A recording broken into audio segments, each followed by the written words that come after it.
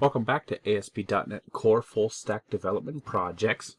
In this video, we're creating the ASP.NET Core Web API for our music app. And this is going to be an administrative music application where, say, somebody is in a store and they go and they're keeping a database of different music artists and CDs and whatnot available in the store. So we'll just get the basic structure built. I'm sure you'd want to expand it if you were to use it in a production setting, but let's get you set up so you would know how to create this project yourself. Alright, so we'll jump over. This is where we're working on our last project. We're getting ready to create a new one. Let's try this again. New project. ASP.NET Core, we'll call it Music Store. Very simple. I'm sure you'll have something a lot more original for yours. We're doing it as an API.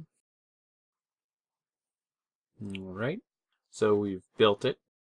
That is the gist of creating the project. We always want to first just kick off our server where we can test the API that it's returning value. And you see here you have value 1, value 2, and an array. And once again, that is viewed here. If you go jump down here into controllers, look at the value controllers, you can see return new string, value 1, value 2. Alright, so we're now going to build out our own API. It'll be similar as we did in our last one. We'll use a SQLite database.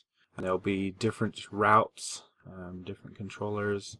One specifically for our music and one for employees, customer sales.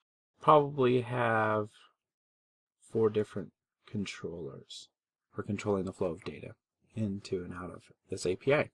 So, alright, very exciting. So,